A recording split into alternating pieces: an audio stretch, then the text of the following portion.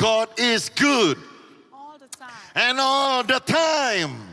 God is good. Oh haleluya. Tuhan itu baik sepanjang waktu. Dan sepanjang waktu apapun yang terjadi, kita bisa berkata God is good. Oh haleluya. Senang bisa ada di Surabaya, ada melayani di gereja yang saya cintai, gereja yang begitu indah, gereja Betani Nginden. Saya bersyukur kepada Tuhan dan tentunya berterima kasih banyak kepada Bapak dan Ibu Gembala, Pak Aswin dengan Ibu Monika Tanusa Putra yang sudah memberikan kesempatan buat saya untuk menyampaikan firman Tuhan pada siang hari ini. Siang hari ini Tuhan menaruh satu pesan yang kuat di dalam hati saya dan saya mau memberikan judulnya adalah menghentikan matahari dan bulan. Ya, saudara-saudaraku, saya tidak salah di dalam memberikan judul. Judulnya adalah menghentikan matahari dan bulan. Mungkin saudara berkata, Pak, itu bukannya topik atau tema atau judul khotbah yang sedikit miring atau sedikit kontroversial. Mungkin saudara berkata begini, Pak, saya nggak pernah baca itu. Ada di dalam Alkitab. Saya mau katakan kepada saudara, ada di dalam Alkitab. Ada di dalam teks kita, Yosua pasal yang ke-10. Saya akan membaca ayat yang ke-8 sampai ayat yang ke-14. Saudara-saudaraku, dan saya mau membaca teks ini agak berbeda seperti biasanya.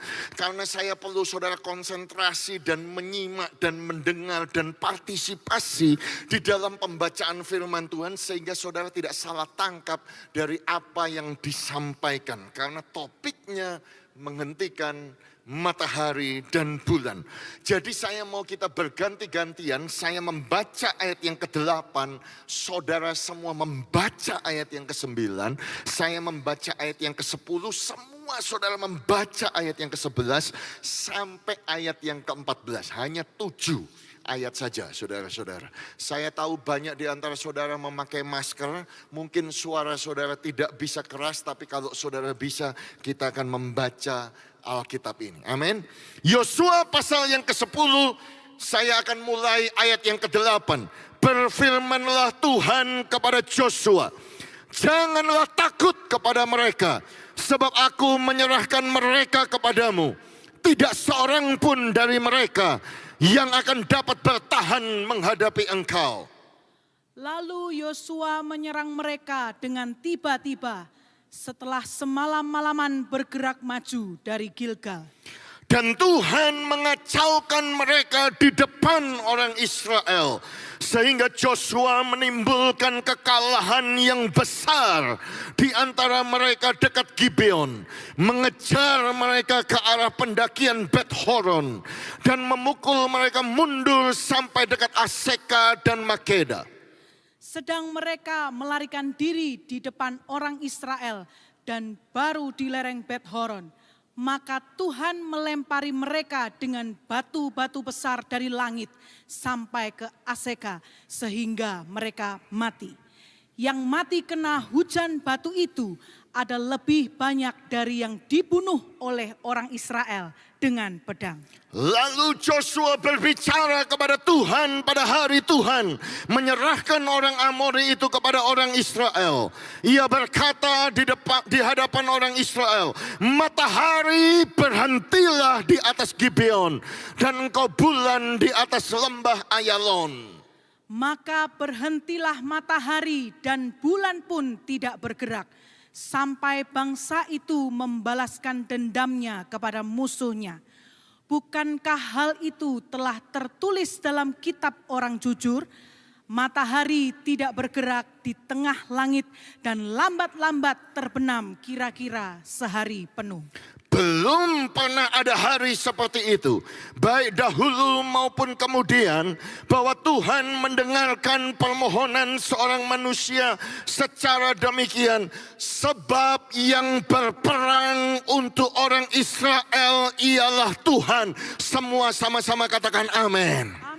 Taruh tangan saudara di dada sambil ucapkan dengan suara yang keras, saya tidak takut, sebab yang berperang untuk saya ialah Tuhan. Saya percaya kita bisa mengucapkan lebih kuat lagi, katakan saya tidak takut, sebab yang berperang untuk saya ialah Tuhan. Ialah Katakan amin. Amin. Oh Bapak Ibu dan Saudara sekalian, saya sangat excited sekali. Saya sangat bergairah sekali untuk menyampaikan topik menghentikan matahari dan bulan. Oh haleluya, saya percaya value firman ini saudaraku, harga saudaraku, dan nilai. Kalau saudara bisa tangkap firman Tuhan ini, value-nya itu mungkin lebih dari berjuta-juta dolar. Tetapi saya perlu saudara konsentrasi. Saya minta kepada saudara 45 menit ke depan ini saudaraku, saudara jangan terganggu dengan pikiran lain. Jangan terganggu dengan handphone saudara atau Facebook atau WhatsApp yang masuk. Saudara taruh saudara-saudara di tas. Saudara jangan sampai terganggu karena apa? Karena saudara mengerti atau tidak mengerti khotbah ini sangat bergantung dengan bagaimana kuasa kapasitas saudara untuk memperhatikan dan konsentrasi. Kenapa? Sekalipun saya memberikan judul menghentikan matahari dan bulan, saya tidak bermaksud saudara keluar dari tempat ini kemudian saudara berteriak kepada matahari di luar sana, matahari berhenti di atas kota Surabaya dan bulan di atas kota Surabaya, begitu. Bukan itu maksud saya.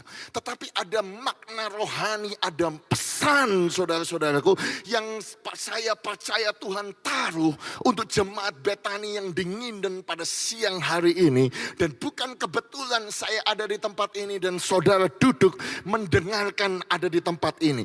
Jadi saudaraku, kemampuan bagaimana saudara bisa mengerti firman Tuhan ini itu sangat bergantung dengan kemampuan saudara untuk mengamati, untuk konsentrasi. Ya, kalau saya beri contoh saudara-saudaraku, ada seseorang yang luar biasa, namanya adalah Sir William Osler. Beliau itu hidup dari 1849 sampai 1919. Beliau adalah Professor of Medicine di Oxford University. Jadi dia adalah profesor obat-obatan di Oxford, saudaraku, universitas yang paling top di Inggris sampai hari ini. Dan satu ketika dia mau menyampaikan the power of Oxford observation. Ada kuasa dari pengamatan. Kalau engkau mengamati, engkau konsentrasi, engkau itu memperhatikan. Dan kalau engkau memperhatikannya betul, maka engkau akan mendapatkan pesan yang betul. Tapi kalau engkau memperhatikannya salah, engkau akan mendapatkan pesan yang salah. Dan kemudian dia tiba-tiba mengambil saudaraku gelas. Dan kemudian dia ngomong bahwa gelas ini isinya adalah sampel daripada urin atau air seni ya, daripada manusia. Kita semua tahu kita hidup di zaman sekarang, kalau saudara ke dokter bagaimana bisa tahu saudara sakitnya apa? Tentu yang pertama tes darah.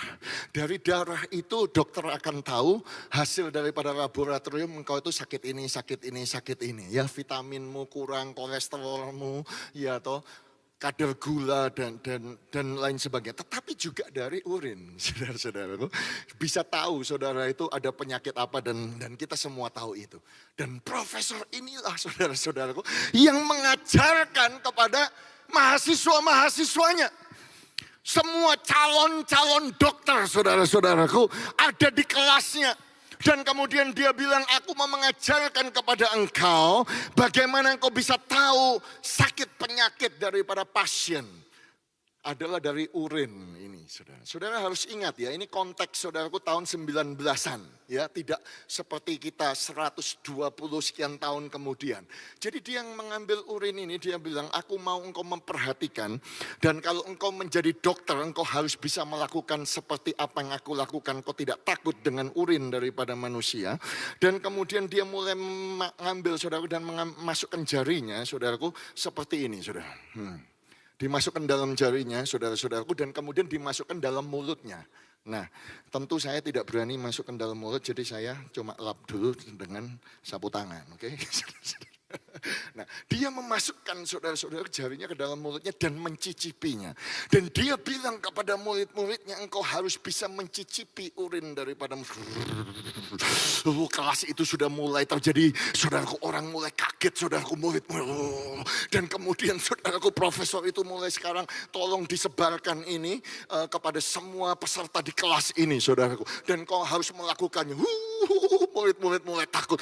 Aduh, ternyata aku gak nyangka ya. Jadi dokter harus seperti ini. Mereka bilang kalau aku gak melakukan bagaimana. Aku sudah bayar mahal untuk datang ke Oxford University. Ya tuh, nanti kalau aku gak lulus bagaimana. Ini profesor yang paling top. Yang mengeluarkan banyak teori. Yang sangat berjasa di dalam dunia obat-obatan. Nanti kalau aku fail bagaimana. Kalau aku gagal bagaimana. Terpaksa saudara-saudara bisa bayangkan mereka masukkan jari mereka ke dalam urin. Masuk ke dalam mulut. Disebarkan saudara-saudara, murid-muridnya itu, mahasiswa itu mulai pada ngobrol. Rasanya gimana? Rasanya agak manis. Jadi dia ini penyakit gulanya tinggi mungkin. Rasanya gimana? Agak asam. Asam itu asam lambungnya itu kena ya toh. Makanya dia asamnya naik dan lain sebagainya. Saudara kacau, saudara-saudaraku. Dan kemudian sampel urin itu datang kepada profesornya. Profesornya melihat semua muridnya sudah mencicipi rasa daripada air seni manusia. Saudara. Dan kemudian dia berkata demikian. Nah loh, kalian tidak mengerti, tidak memperhatikan dengan seksama. Memang betul pesannya adalah dari urin manusia ini engkau bisa tahu sakit penyakit pasien kamu.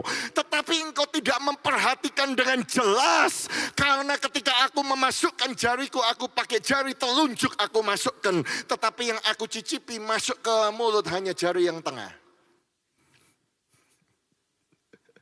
Saudara mengerti maksud saya?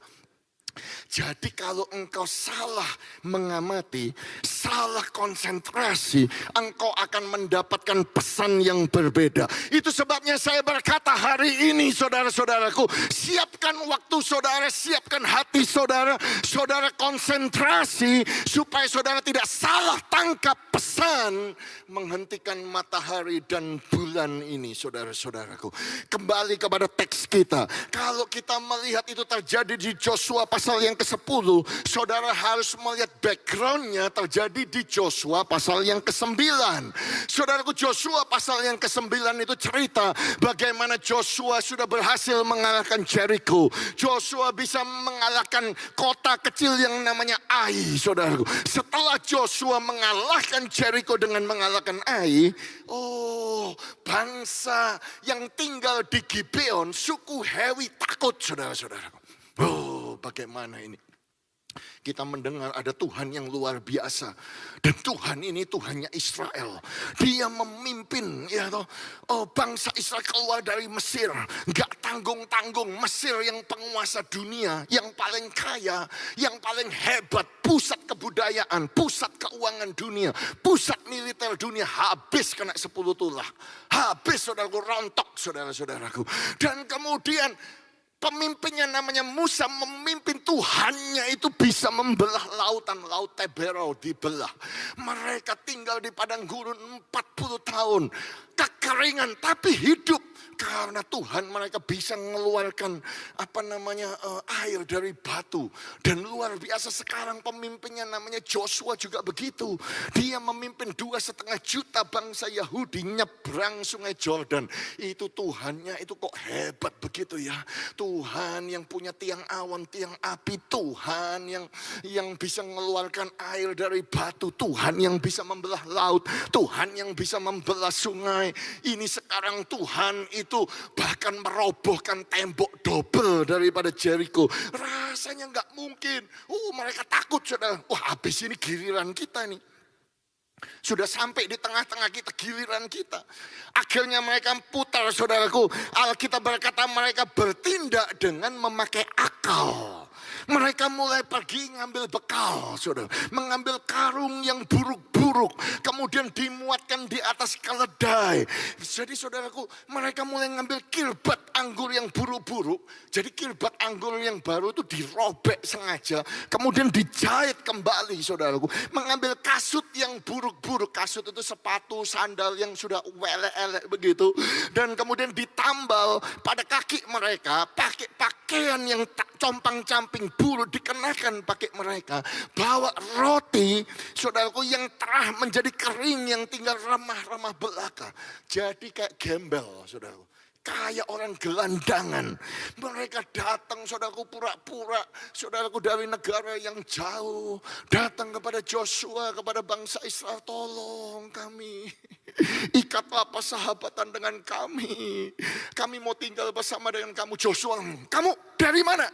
Oh, kami dari negara jauh, kami sudah mendengar Tuhannya, kamu ini luar biasa. Jangan bohong ya, kami nggak bohong. Itu lihat ini roti yang kami bawa ini masih hangat waktu keluar dari rumah kami. Sekarang lihat sudah kering, kasut kami.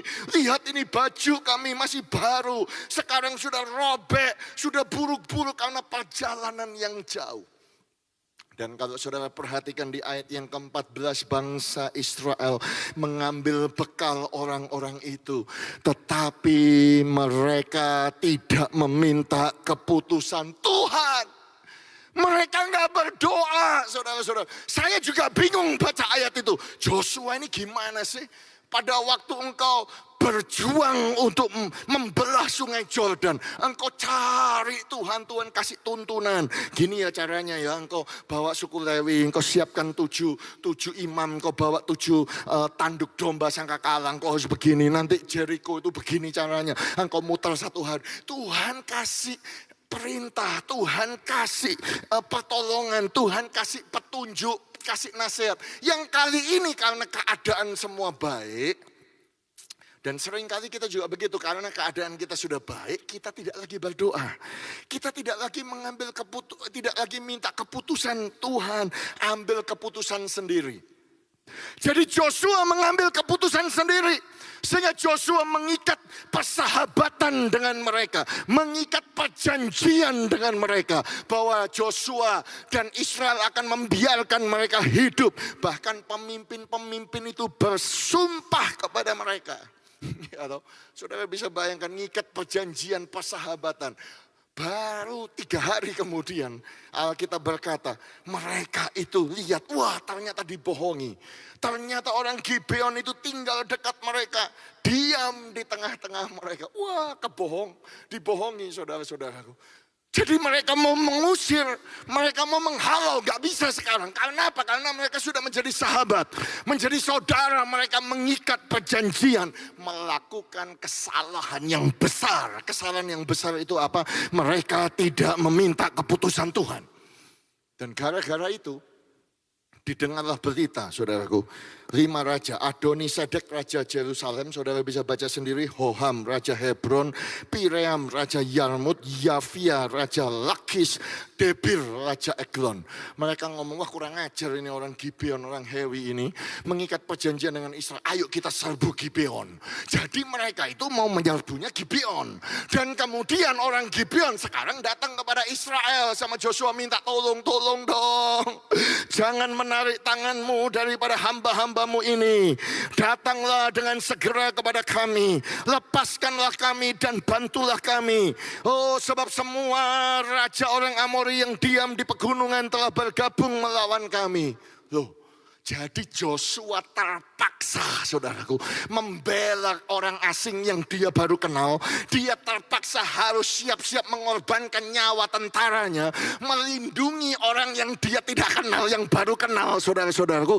Gara-gara dia membuat satu kesalahan, dia tidak meminta keputusan Tuhan. Sekarang dia ada di situasi lawan 5 raja sekaligus. Itu konteksnya, saudara. Tetapi saya mau berkata kepada saudara, sekalipun Joshua melakukan kesalahan yang besar, tidak meminta keputusan Tuhan, tetapi ketika dia sadar, bertobat dan berseru kepada Tuhan, saya mau sampaikan kepada saudara, Tuhan yang kita sembah adalah Tuhan yang baik. Sekalipun Joshua pernah berbuat kesalahan, Tuhan tetap tolong Joshua. Itu sebabnya saya sampaikan kepada saudara, ya, saudara dan saya seringkali membuat kesalahan di masa yang lampau.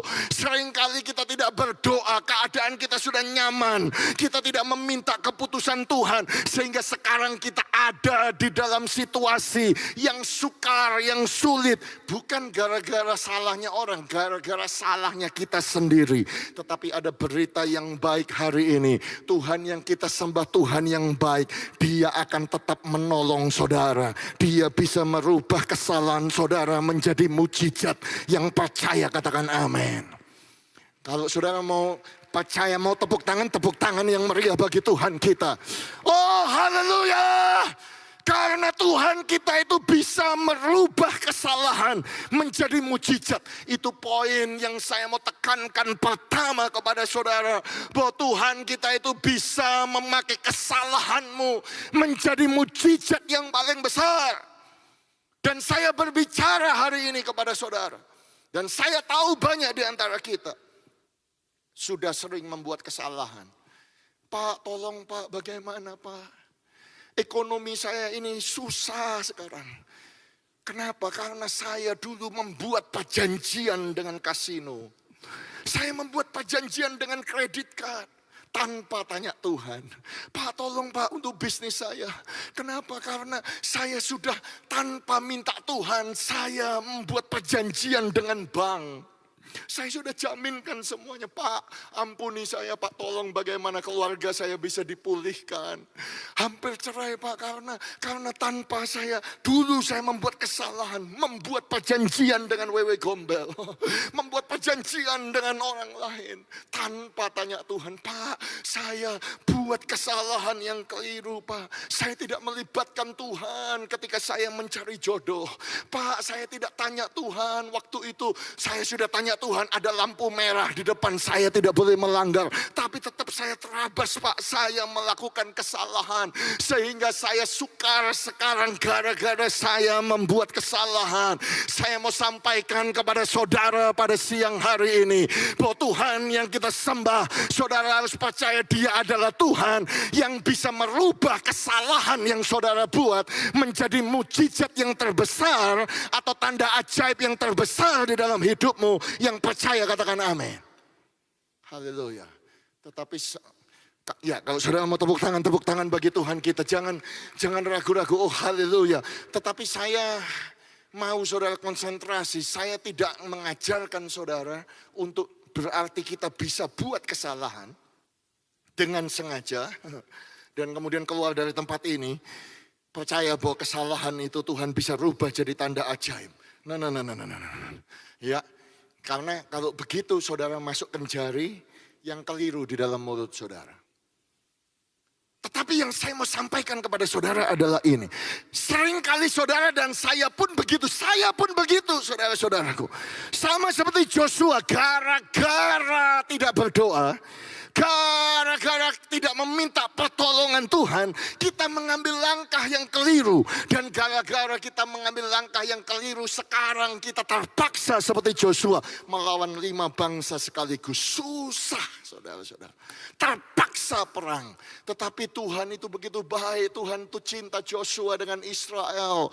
Bahkan Tuhan itu masih menolong Joshua dan berkata, jangan takut Joshua, aku menyertai engkau, aku yang akan berperang di depan engkau. Dan saudara tahu apa yang terjadi? Dikatakan Tuhan, teks yang tadi kita baca, mengacaukan mereka di depan orang Israel, sehingga Joshua menimbulkan kekalahan yang besar di antara mereka dekat Gibeon dan mengejar mereka ke arah pendakian Bet Horon, memukul mundur mereka sampai ke Aseka dan Makeda.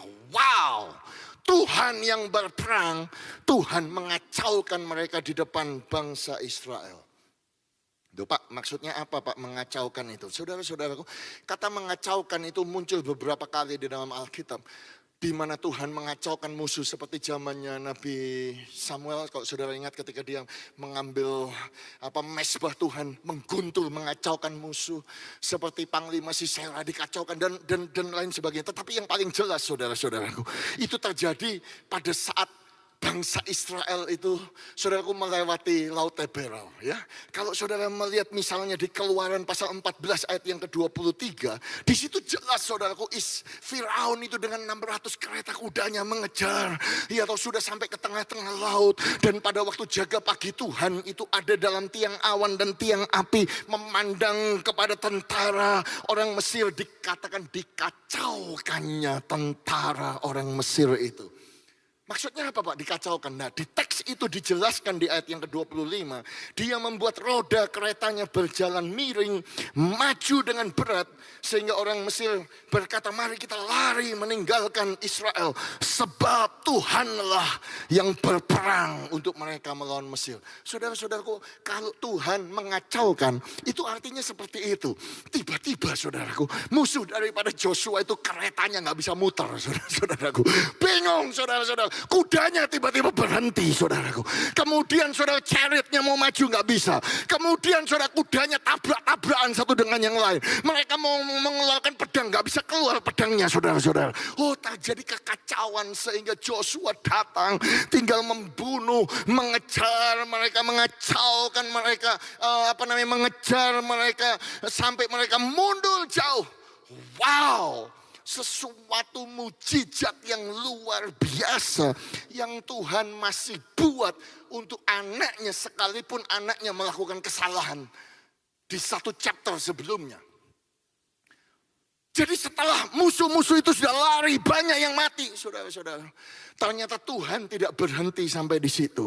Dikatakan ketika musuh itu melarikan diri di depan orang Israel, baru di lereng Bet Horon, Alkitab berkata dengan jelas, maka Tuhan melempari mereka dengan batu-batu, perhatikan, besar, batunya besar, dari langit sampai ke Aseka, sehingga mereka mati. Yang mati kena hujan batu ada lebih banyak daripada yang dibunuh orang Israel dengan pedang.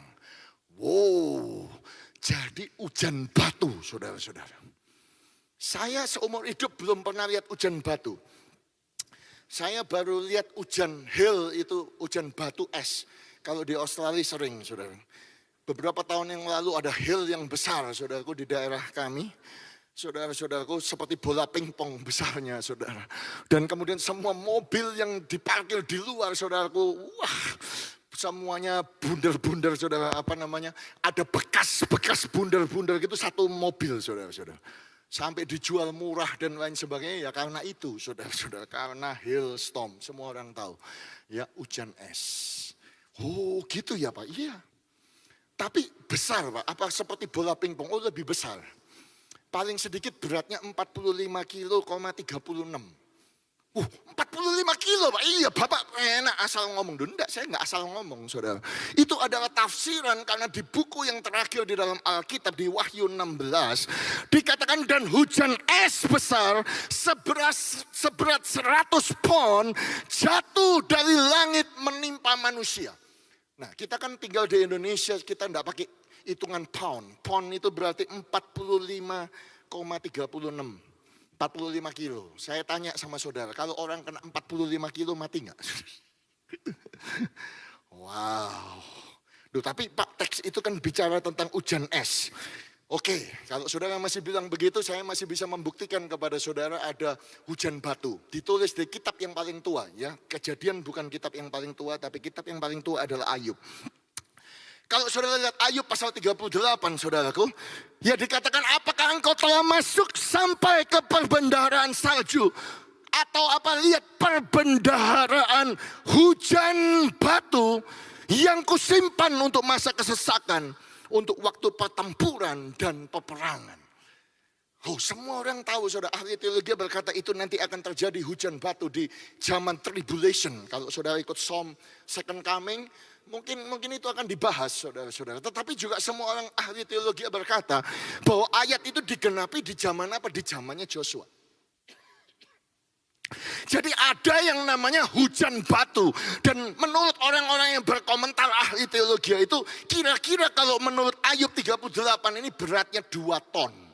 Saya tanya sama saudara, kalau orang kena 2 ton batu mati enggak? Pasti mati, saudara. Tetapi yang luar biasa, saudara-saudara, bukan saja hujan batunya yang membunuh musuh mereka, saudara. Tapi saudara bisa bayangkan kalau saudara seperti Joshua lagi perang, kejar begitu. Iya toh, lagi begini tiba-tiba hujan batu dan mati di depan. 2 ton, 45 kilo, 100 kilo, 150 kilo.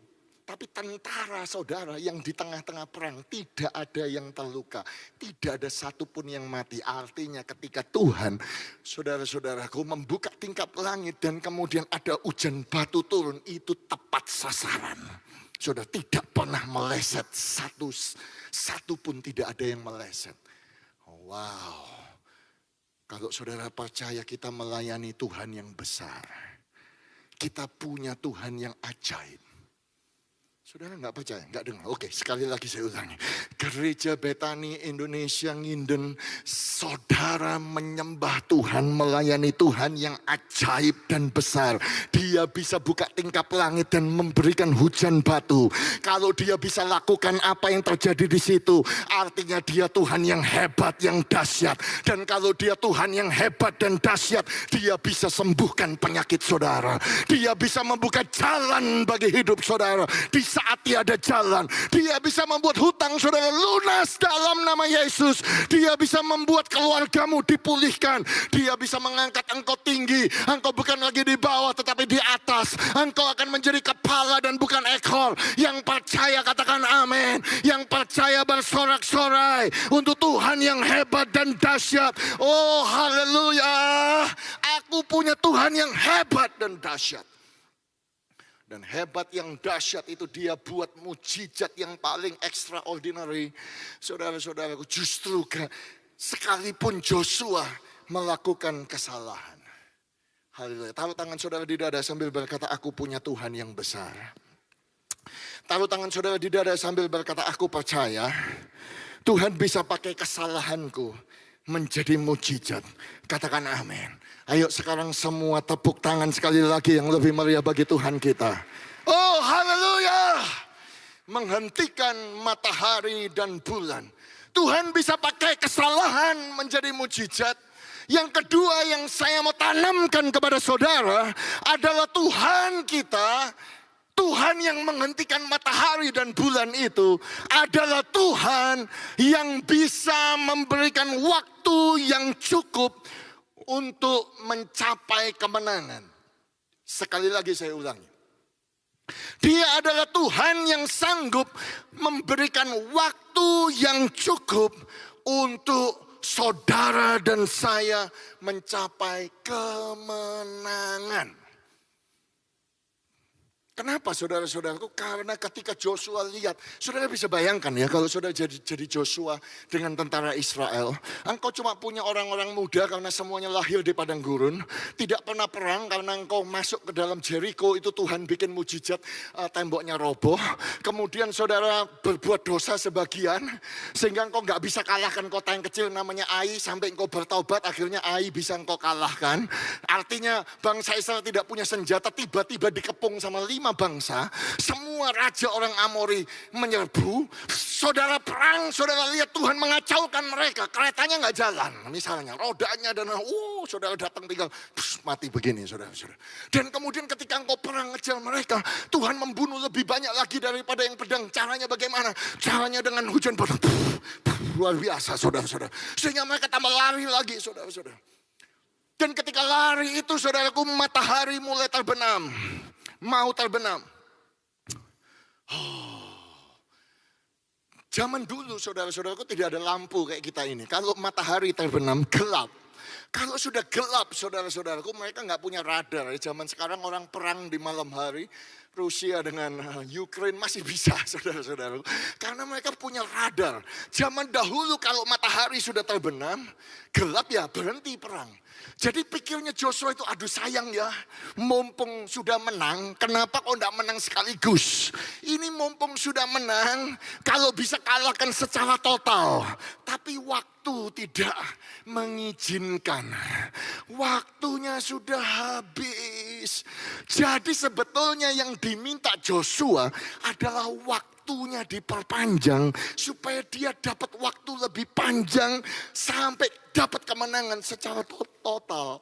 Makanya Joshua bisa berdiri di situ dan berbicara kepada Tuhan dan mulai berkata, matahari berhentilah di atas Gibeon dan kau bulan berhentilah di atas lembah Ayalon. Dan saya suka di ayat yang ke-13, maka berhentilah matahari dan bulan pun tidak bergerak sampai bangsa itu membalaskan dendamnya. Saudaraku, bukankah hal itu telah tertulis dalam kitab orang jujur? Matahari tidak bergerak di tengah-tengah langit dan lambat-lambat terbenam kira-kira sehari penuh. Secara tidak langsung Joshua dapat ekstra waktu, dapat waktu tambahan 24 jam. Wow, makanya buka hati saudara. Saya percaya ini firman buat saudara, bahwa Tuhan itu bisa memberikan waktu kepada saudara. Kenapa saudaraku? Karena waktu itu saudaraku berharga. Susah dapatnya. Karena waktu nggak bisa diulangi. Waktu itu tidak bisa diberhentikan sementara di pos begitu. Waktu itu tidak bisa diperlambat. Waktu itu tidak bisa dipercepat. Kita diciptakan di dalam waktu. Sehingga kita itu saudaraku terpengaruh atau terikat di dalam satu waktu ini, saudara-saudaraku.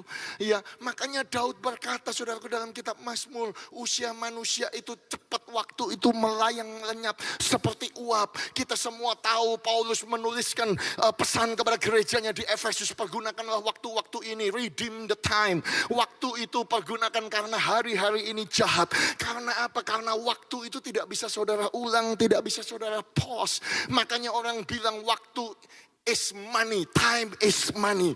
Tetapi saya mau sampaikan kepada saudara bahwa time is more than money. Waktu itu lebih daripada uang. Dan satu-satunya yang bisa memberikan waktu kepada saudara adalah Tuhan. Karena apa? Karena Tuhanlah yang menciptakan waktu. Karena Tuhan itu tidak ada di dalam waktu. Ya, susah untuk mengertinya, saudaraku, nggak bisa pakai ini, saudara harus dengan iman. Karena Tuhan tidak ada dalam masa lampau, Tuhan tidak ada dalam masa depan.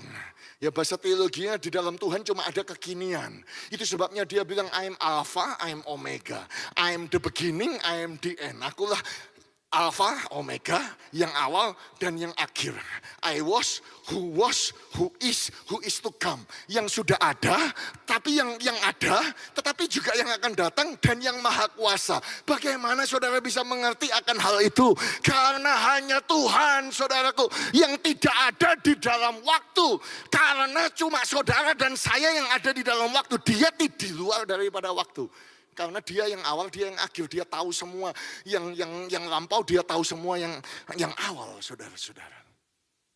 Oh, itu sebabnya saya berbicara kepada saudara, karena banyak orang berkata, oh Pak, saya mengerti. Pak, saya tidak punya banyak waktu lagi.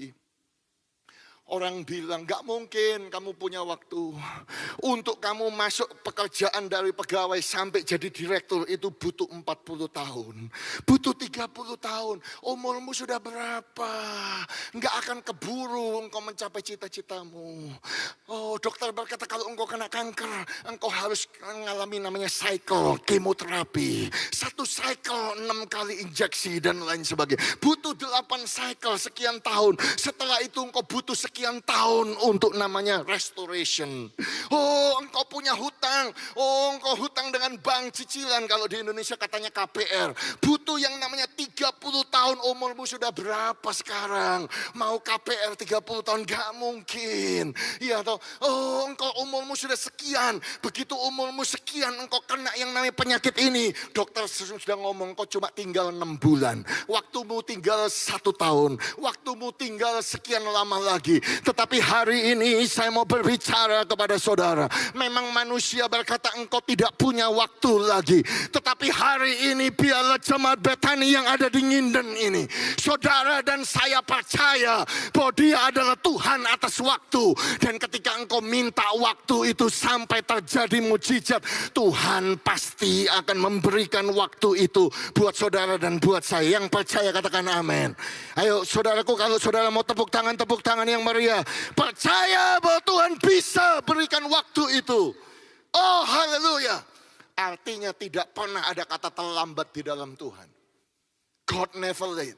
Artinya apa? Pertolongan Tuhan itu akan tepat pada waktunya. Oh, memang pengkhotbah berkata kita tidak tahu, tidak mengerti apa yang Tuhan lakukan dari awal sampai pada akhirnya. Tetapi He will make all things beautiful in His time. Dia akan membuat segala sesuatu indah pada waktunya. Itu loh maksudnya, waktunya Tuhan itu selalu indah. Dan ketika engkau minta waktu itu, Tuhan bisa berikan waktu itu. Dan itulah yang diminta oleh Joshua. Tuhan, beri aku waktu. Musuh sudah kalah. Ya, terima kasih Tuhan, kau sudah mengacaukan mereka di depan kami sehingga kami memberikan kekalahan yang besar. Terima kasih Tuhan. Engkau masih bisa menolong aku walaupun aku buat kesalahan. Aku tidak minta keputusanmu Tuhan. Terima kasih Tuhan. Dan aku sudah tahu Tuhan, kau sudah membuat mujizat luar biasa. Engkau turunkan hujan batu. Enggak pernah terjadi sebelumnya. Aku enggak pernah menyangka apa yang ditulis oleh Ayub di Ayub pasal 38 itu terjadi betul. Aku sudah mengalami. Terima kasih Tuhan. Tuhan kau luar biasa. Saya bayangkan Joshua seperti itu, bersyukur kepada Tuhan. Dan dia melihat musuh yang sudah lari. Oh, ini kesempatan. Tapi sudah gak punya waktu lagi. Dia berkata, Tuhan berikan aku waktu. Oh, tetapi dengan iman dia berani, saudara-saudaraku. Dengan penuh keberanian dia mulai berkata, matahari berhenti di atas Gibeon. Oh, waktu saya baca ayat itu, saudara, ini doa orang gila. Kenapa saya berkata demikian, saudaraku? Sekarang kita ini tahu bahwa matahari itu punya diameter adalah 1.392.684 kilo. Artinya, saudaraku, diameternya, saudaraku, matahari itu 109 kali lebih panjang daripada bumi yang kita hidupi ini. Dan kalau begitu artinya bumi itu, saudara, matahari itu besarnya 330.000 kali dibandingkan bumi. Gambarnya, oh ya sudah ada gambarnya. Earth itu bumi kecil, itu matahari sun. 330.000 kali lebih besar. Bagaimana seseorang, saudaraku, berani berdoa dengan iman untuk menghentikan sesuatu yang 330.000 kali lebih besar daripada bumi yang dia injak. Dan Tuhan menjawab doanya. Sehingga poin saya yang terakhir, saya mau mengajarkan kepada saudara, kalau berdoa, berdoalah dengan iman. Oh haleluya, taruh tangan saudara di dada sambil berkata, saya mau berdoa dengan iman. Katakan bersama dengan saya mau percaya saya punya Tuhan yang besar. Katakan amin. Haleluya. Ini adalah doa yang aneh, doa yang luar biasa, doa dengan iman yang kalau saudara tanya kepada orang ahli astronomi lah, tanya semua orang di sini, ini doa bagaimana ini? Doa yang terlalu besar, ini kebesaran ini Pak, 330.000 kali lebih besar. Tetapi itu sebabnya, saudara perhatikan khotbah ini, saudaraku. Kenapa? Kalau saudara tangkap, saudara akan pulang membawa satu nilai yang luar biasa. Tapi kalau saudara tidak konsentrasi, saudara akan salah memasukkan jari ini ke dalam mulut saudara. Saya akan ulang-ulang itu terus. Saya tahu apa yang saya sampaikan ini kontroversial mungkin. Tetapi saya mau berkata kepada saudara, it's okay untuk berdoa dengan iman. Ya, bahkan perlu berdoa dengan iman. Ibu Evi Suryani adalah salah satu jemaat kami, saudaraku. Bahkan dia menjadi diaken di gereja kami. Sayangnya 5 tahun yang lalu dia kena yang namanya kanker atau tumor yang cukup ganas, sejenis kanker begitu, di ginjalnya, saudara-saudara. Sehingga terpaksa 5 tahun yang lalu beliau harus dioperasi dan ginjalnya diambil satu. Jadi beliau hidup sekarang ginjal cuma satu, saudara-saudara. Ya, sehingga setiap tahun dia harus menjalani yang namanya tes. Ya, apa kankernya atau tumornya itu kembali. Dan puji Tuhan setiap tahun tes bersih, saudaraku. Tapi 5 tahun kemudian, ceritanya tepatnya tanggal 27 April kemarin, dia CT scan. Dan kemudian ketika CT scan, saudaraku, timbul yang namanya 29 mm, kista di atas pankreas. Saudaraku, sesuatu yang sangat mengejutkan. Dan kemudian dia diharuskan lagi MRI tanggal 12 Mei 2022 kemarin, 12 Mei kemarin. Ternyata kista di atas pankreas naik jadi 31 mm. Saudara-saudara, dokter berkata operasi, dokter berkata harus ambil tindakan, harus diambil, harus dipotong. Saudara bisa bayangkan kalau saudara jadi Ibu Evi, 5 tahun lalu engkau divonis tumor ganas di ginjalmu sudah diambil satu, operasi major operation. Sekarang harus menjalani lagi operasi yang major. Tetapi Bu Evi minta waktu dan berdoa percaya, dok saya percaya kepada Tuhan. Akhirnya saudara-saudaraku, mereka mencari dokter lagi, saudara-saudaraku, melakukan tes lagi. Tetapi ini yang luar biasa, ini adalah WhatsApp yang dikirim kepada saya dari Bu Evi. Setiap malam Pak saya doa. Dan saya selalu perkatakan saya tidak mau dioperasi. Tuhan tidak ada yang mustahil bagimu. Saya selalu mengurapi minyak yang dibagikan di gereja. Nah saudaraku, saya jelaskan begini, saudara, di gereja kami punya satu tradisi, saya membagikan minyak urapan 1 tahun 1 kali. Itu hanya di hari Pentakosta, ya, hari pencurahan Roh Kudus. Kita mengurapi semua jemaat dengan minyak. Kita sediakan minyak untuk dibagi. Jemaat boleh ambil berapapun kami siapkan. Nah, saudara-saudaraku, tetapi saya mau mengingatkan kepada saudara, bukan minyaknya yang hebat, karena minyak yang kami bagi itu sebetulnya hanya ekstrak virgin olive oil, hanya minyak zaitun saja. Itu sebetulnya bukan minyak urapan yang tepat seperti apa yang Tuhan perintahkan kepada Musa. Sebetulnya saudara-saudaraku, di Keluaran, ya saya sebutkan saja ayatnya 30 ayat 23, harusnya minyak urapan itu rempah-rempah pilihan, kombinasinya 5, yaitu mur tetesan 500 shikal, kayu manis yang harum setengah dari itu 250 shikal, tebu yang baik 250 shikal, kayu teja 500 shikal ditimbang menurut shikal kudus, dan minyak zaitun 1 hin. 5 barang ini saudara digabungkan jadi satu, itulah minyak urapan yang kudus. Tetapi karena yang 4 ini susah dicari saudaraku, makanya semua orang pakai minyak zaitun. Ya, kalau saudara ke Israel banyak yang beri minyak urapan, itu semuanya bukan yang asli saudara, itu semua minyak zaitun. Ada minyak yang lain yang wangi-wangi dan lain sebagainya. Jadi nggak ada satupun saudaraku yang bisa bikin seperti itu, termasuk saya. Jadi saya karena murah, ya saudara ingat saya sebetulnya datang ke sini kan untuk hari kenaikan, ya. Bersama dengan Pastor Kong, saudara kan saya ketemu dengan saudara. Saya pulang itu bawa 2000 botol minyak urapan saudara, tapi kosong, karena cetak di Indonesia kan murah saudara-saudara, ya, kosong minyak. Saya tinggal bilang sama diakones saya, kamu pergi ke supermarket, beli minyak zaitun yang ekstrak virgin olive oil, isi aja dalam namanya. Jadi ibu-ibu diakones itu kerjanya saudaraku pada waktu hari Pentakosta, ngisi minyak urapan itu saudara. Nah itu yang kami bagi saudara-saudara. Dan ketika kami bagi, saya juga shock saudaraku, kalau ternyata Ibu Evi ini, saya juga baru tahu setelah dia kesaksian.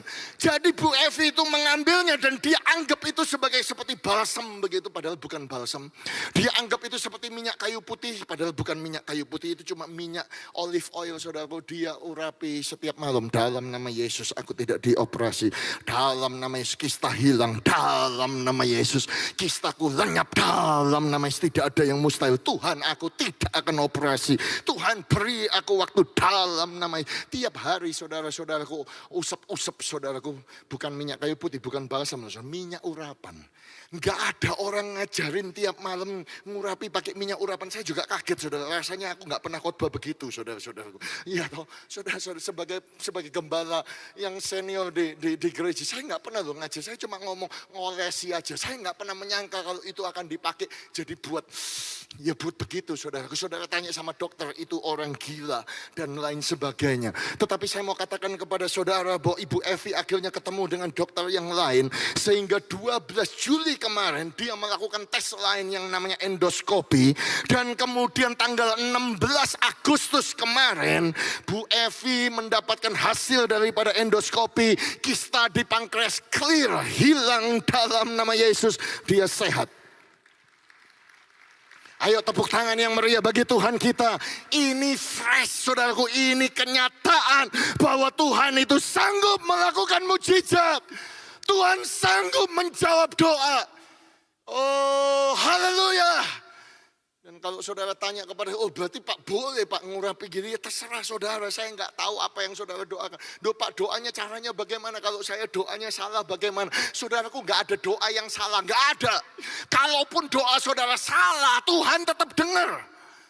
Oh Pak, kok Bapak berani ngomong statement seperti itu? Saudara-saudaraku, doa itu gak ada yang salah. Itu hati saudara curhat sama Tuhan. Tuhan, tolong Tuhan. Saudara-saudara, waktu saudara curhat, saudara doa kadang bisa salah. Ya, tapi Tuhan pasti dengar. Tuhan pasti dengar. Jawabannya aja beda. Kadang Tuhan ngomong ya, kadang Tuhan ngomong tidak, kadang Tuhan ngomong tunggu. Kan cuma hanya itu. Tetapi dia pasti mendengar doa saudara. Walaupun doa saudara salah. Tetapi perhatikan ya saudaraku, walaupun saya ngomong doa saudara salah, tapi Tuhan tetap dengar, ya. Tapi perhatikan saudaraku, supaya saudara tidak salah masukkan jari ke dalam mulut, ya. Artinya bukan berarti itu saudara pulang dari tempat ini, oh pendeta itu ngomong doa salah, nggak apa-apa. Yang penting Tuhan pasti dengar. Enggak, saya enggak ngomong begitu, saudara. Artinya kalau saudara keluar, saudara sudah punya istri, saudara sudah punya suami, kemudian saudara ngotot berdoa, berpuasa, supaya saudara kawin lagi begitu. Itu enggak akan didengar, saudara. Saudara ngerti maksud saya? Ya. Jadi bukan itu yang saya maksudkan. Maksud saya adalah ketika engkau berdoa, kadang-kadang kita pun tidak tahu apa yang harus kita doakan. Tetapi kalau kita tulus kepada Tuhan, sebagai orang Pantekosta kita percaya, kita Roma, bahwa Roh Kudus itu bersatu dengan roh kita, membantu kita berdoa di dalam kelemahan kita karena kita tidak tahu caranya berdoa. Pemimpin kita berdoa di dalam keluhan-keluhan yang tidak terucapkan. Kurabakasi kita karabakasyanda, horobokosi kita karabakasyanda. Saudaraku, ketika engkau berdoa, walaupun doa saudara itu keliru, saudaraku, Tuhan tetap mendengar doa saudara. Haleluya, haleluya. Serius saya ngomong begini, mungkin saudara masih ragu-ragu. Buktinya apa? Buktinya Joshua ya salah.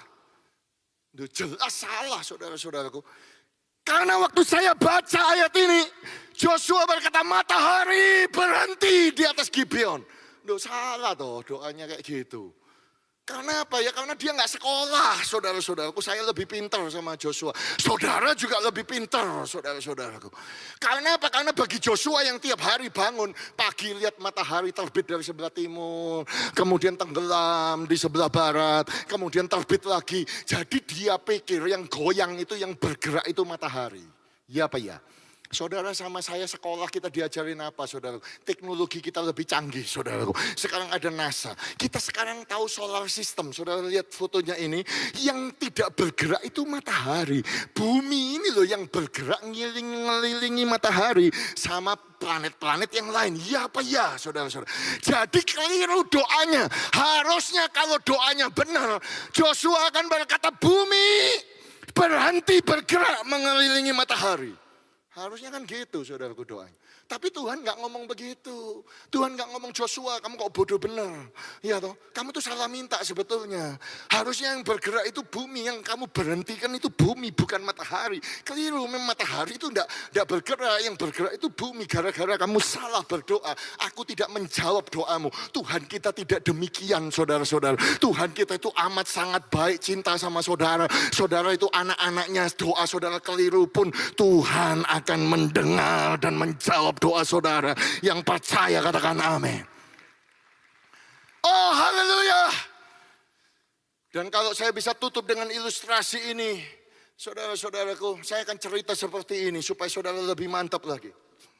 Saudara-saudaraku, saya ini adalah fans terbesarnya, terberat daripada Bethany Sydney Worship. Ya, ketika saya membangun Bethany Sydney Worship itu tujuannya adalah supaya menjadi wadah bagi praise and worship kami. Jadi tim praise and worship kami namanya Bethany Sydney Worship.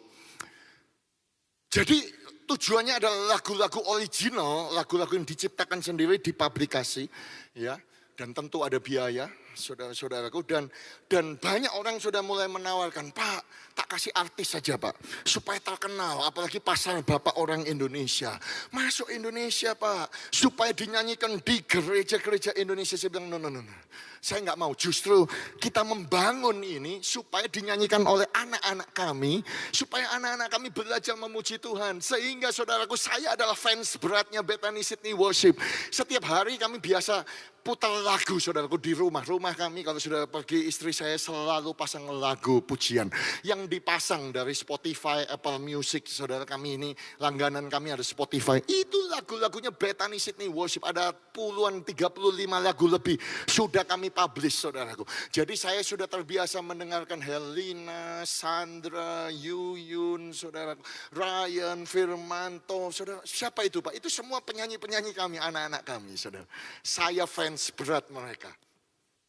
Tetapi saya mau katakan kepada saudara, 12 Agustus yang kemarin, kenapa 12 Agustus itu saya ulang tahun, saudara-saudara. Dan mereka kasih saya surprise, saudaraku. Bethany Sydney Worship kasih saya surprise. Karena tiba-tiba ada penyanyi lain, saudaraku, yang menyanyi, saudara. Dan yang menyanyi ini adalah anak usia 14 tahun.